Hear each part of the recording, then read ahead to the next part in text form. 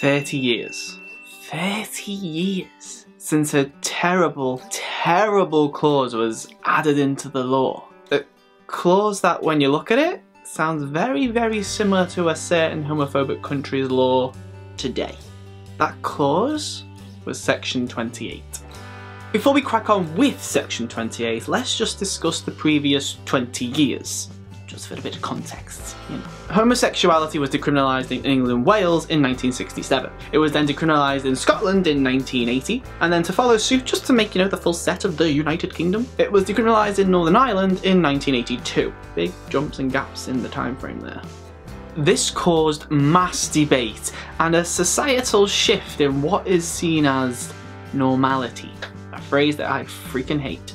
Gay people were more open. Some may say, though I don't, too open. The AIDS pandemic in the 1980s caused mass hysteria and mass fear. The gay plague had come to eradicate the LGBT community. Talk about the wrath of God. More locally, or rather down south in London, a book called Jenny Lives with Eric and Martin was at the centre of a really weird scandal because it discussed, taught, promoted homosexual couples in the family unit and was being educated to 5-year-olds. I don't see what's wrong with that, but we're talking 1980s. This led in the UK to talks about propaganda, promotion, the destruction of the family unit, whatever the hell that means. Things the community had heard time and time again. Then this happened in 1987. I did what I had to do and saw it through without exemption. I nearly let that play on, because that's funny. But no, that's not what I mean.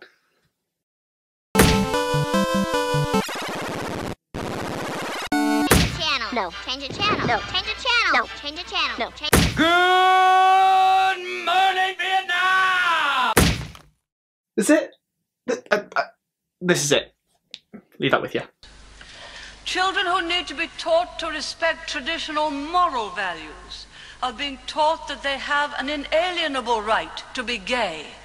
Hard to watch, right? Not surprising then to learn that it was her government that then passed section, or clause, whatever you want to call it, 28 of the Local Government Act in 1988.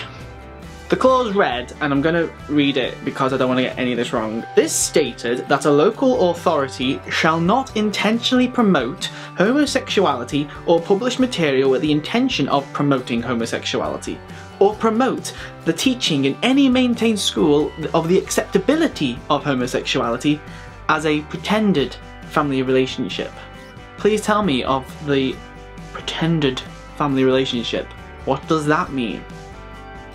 But does it sound familiar?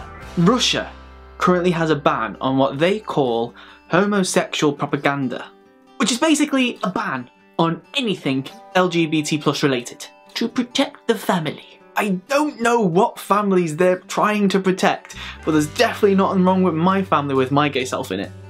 Just saying. But the bill, clause, act, section, I don't really do politics, caused a lot of confusion. People didn't really know what it meant. Did it mean the local authority? Did it mean local councils? Are they the same thing? Did it mean schools? Did it mean general society? It wasn't quite there with its correct terminology. But because of this, schools were worried and erred on the side of overcautiousness. Mostly because they were scared of losing state funding by promoting homosexuality. There's that P word again in this context, I freaking hate it. But thanks to this, so many support groups that would have dealt with homophobia were closed. Whilst it came into play in May of 1988, in the run-up, during the debates, during the talks, during the discussions, there was a lot of protests. A group of lesbians abseiled into Parliament, and BBC's 6 o'clock news was invaded. A group of lesbians, big up the lesbians, invaded the studio. One chained herself to a desk, whilst the newsreader just carried on and was like, if you hear these noises in the background, we apologise. But the biggest happened, and I'm proud to say this, happened in the north of England. On the 20th of February 1988, over 20,000 people lined the streets of Manchester city centre, including Stonewall founding members Ian McKellen and Michael Gashman, to demonstrate their anger against Section 28. It's incredible.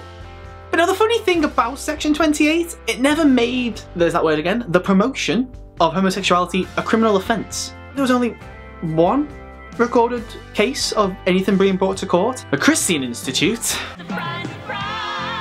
took Glasgow City Council to court for helping fund an AIDS supporter charity. Nice one. Hashtag failure.